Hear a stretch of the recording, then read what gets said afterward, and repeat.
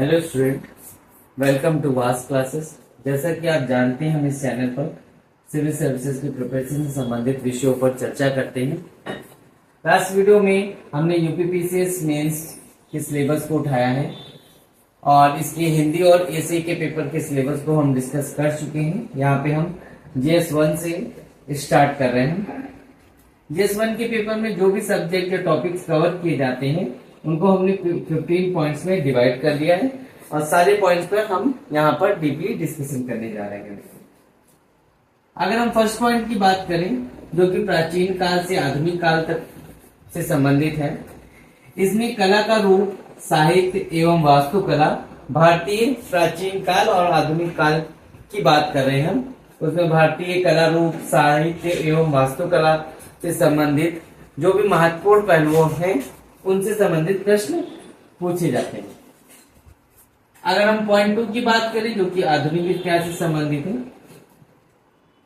इसमें 1757 से लेकर 1947 के बीच की जो भी महत्वपूर्ण घटनाएं हुई हैं उन सभी पर जो व्यक्तित्व शामिल है, यहाँ के घटनाओं के बीच में जो भी समस्याएं आई उन सभी से संबंधित प्रश्न पूछे जाते हैं।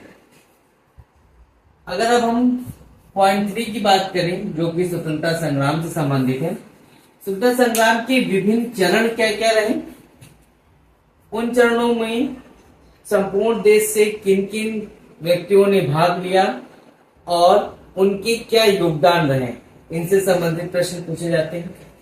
वही अगर हम फोर्थ पॉइंट की बात करें, एकीकरण और पुनर्गठन, हालांकि ये सारे पॉइंट्स आपको तभी क्लियर होंगे जब आप एक बार प्रीवियस ईयर पेपर्स देख लेंगे, क्योंकि इन सभी टॉपिक्स को समझने के लिए भी आपको थोड़ी बहुत जानकारी होना जरूरी है।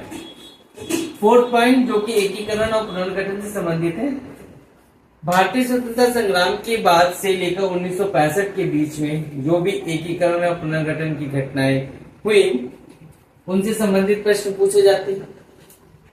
वहीं अगर हम पॉइंट 5 की बात करें, जो कि विश्व इतिहास से संबंधित है, ये अपने आप में काफी बड़ा टॉपिक है, मगर GS1 की जहां हम बात करें तो वो 18वीं सदी से 20वीं सदी तक की महत्वपूर्ण घटनाओं से संबंधित प्रश्न पूछता है, जैसे कि फ्रांसीसी क्रांति, जो भी विश्व युद्ध हुए,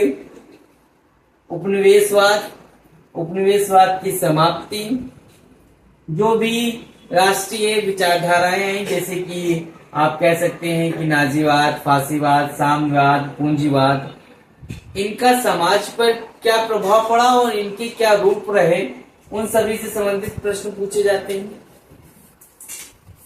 आपको बस यहीं तक सीमित रखना है। जब भी आप किसी भी सिलेबस को कवर करें तो एक अपने चारों तरफ सिलेबस को कवर करते समय परिधि बना लें, उससे बाहर नहीं जाना, उस परिधि के अंदर ही सीमित रह के आपको सिलेबस कवर करना होगा, वरना आप परिधि से बाहर जाएंगे। हो सकता है कि कुछ क्वेश्चन परिधि से बाहर के भी आते हो, मगर वो आपको पढ़ने नहीं है, वो सिर्फ आपका टाइम वेस्टिंग होगा, क्योंकि आप कभी नहीं जान पाएंगे वो प्रश्न कहाँ से आए। हर बार अलग प्रश्न होंगे, तो आप परिधि में रह के करिए, चीजें सारी चीजें कवर हो जाएंगी, आपको टेंशन लेने की जरूरत नहीं है। वहीं अगर हम पॉइंट 6 की बात करें, जो कि भारतीय समाज एवं संस्कृति से संबंधित है, इससे भारतीय समाज और संस्कृति के रूप की बात करते हैं वो इसमें, और क्या इसमें बदलाव आए, क्या उसका प्रभाव पड़ा समाज पे, उससे संबंधित प्रश्न पूछे जाते हैं।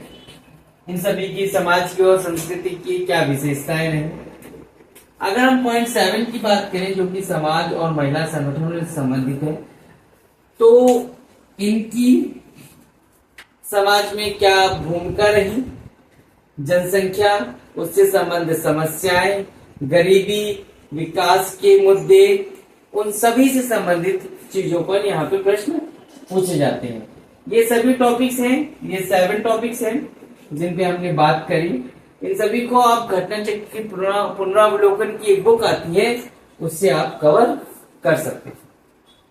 Thank you so much.